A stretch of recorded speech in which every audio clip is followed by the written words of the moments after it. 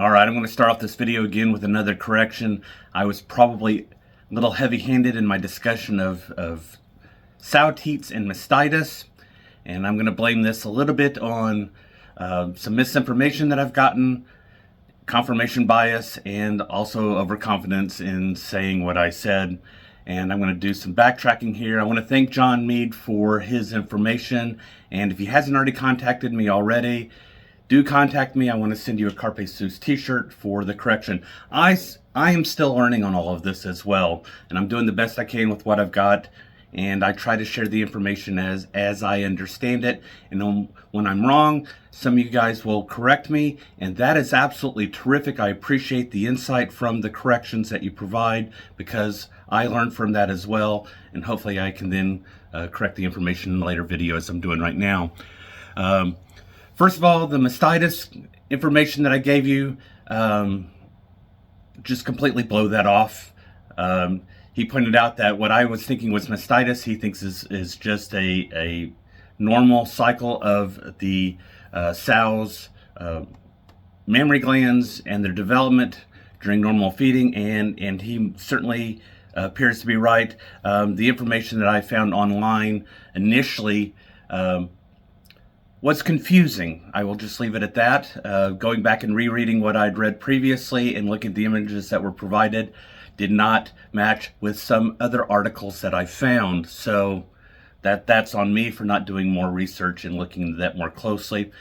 On the teat development between sows and gilts, he pointed out that an image that I showed looked like a gilt that was just prior to giving her first birth, and hence the teats were somewhat developed but had not been chewed on. That may also be correct.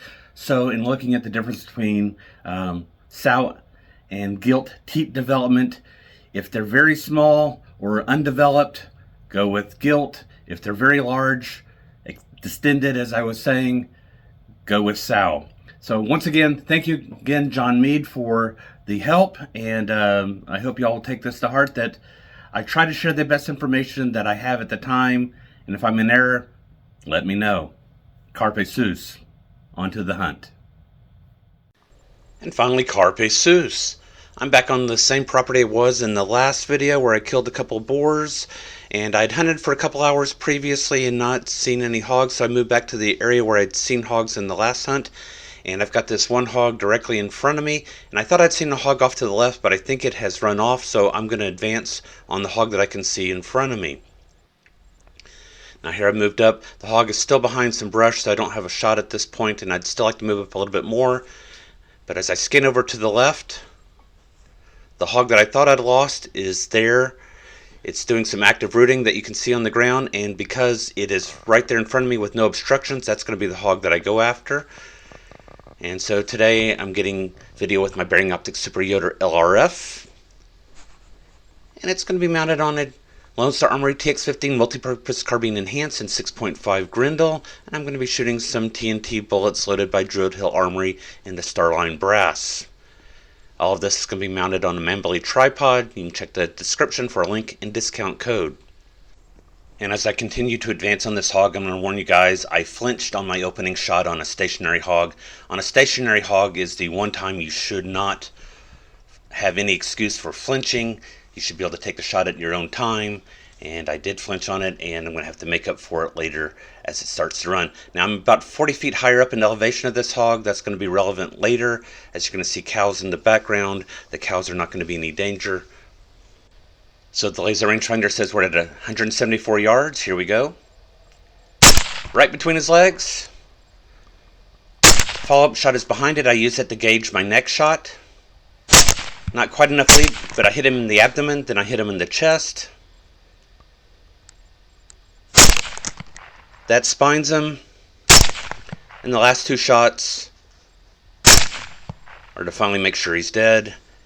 And I pan over to look for the other hog, and of course he is nowhere to be seen. He's taken off to parts unknown. So I've got a boar down at 169 yards. This boar came in at 180 pounds, and the rifle is blocking the entrails that the TNT bullet dragged out of it. Brass Catcher by Tactical Brass Recovery.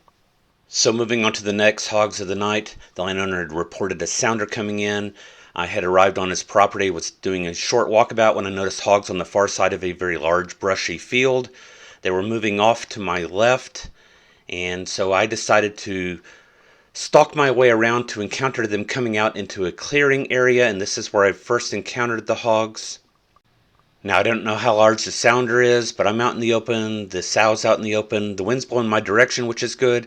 However, as I'm looking around to look for other hogs, I think there's one right there, and there may be some others off in the brush, and I'm using a hand scanner to look for them at this point, and I'm going to use that quite a bit in the video. I look over, she's got her head up, she starts sniffing the air. I think she knows that I'm there, so I'm going to start with her. Nice stationary, open shot, just like it should be. She goes right down. And I'm not firing at these other hogs as they're running because there are cattle on this property, and I don't know where the cattle are. I haven't seen them. I figure they're off in the woods and not out in this field, but I can't risk taking the shot. I need to identify all of my targets. Once again, I've gone back to using my hand scanner. And I lose that one. Back on the hand scanner, panning back and forth. It's a lot easier and safer than panning with the rifle all of the time. Got a hog over here. I think it's a hog, but I can't identify it. It could be a bedded calf. And here I meant to zoom in with the super yoder. Hit the wrong button. Now I've got zoomed in. Looks like a single hog. The ears look good. No, it's actually two hogs. That's why you want to identify your target properly. Now it's out in the open. I've got a clear shot. It goes right down. I'm using the hand scanner once again, and I don't see any other hogs, and that's going to be my last hog of the night. So the first hog turned out to be a 140-pound sow that was not pregnant, and the cold bore shot was exactly as it should have been, a nice, perfectly placed brain shot, slightly low between the eye and the ear.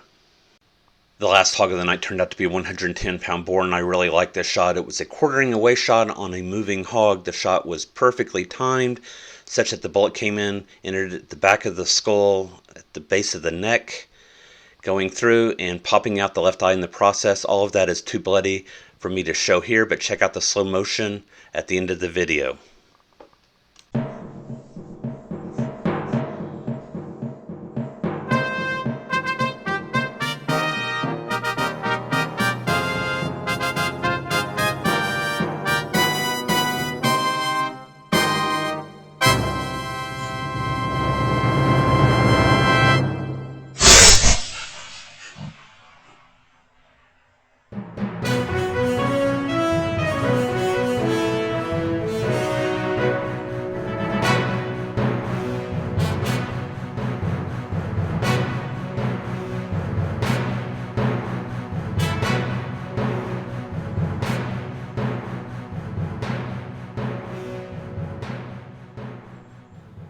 Carpe sus, my friends.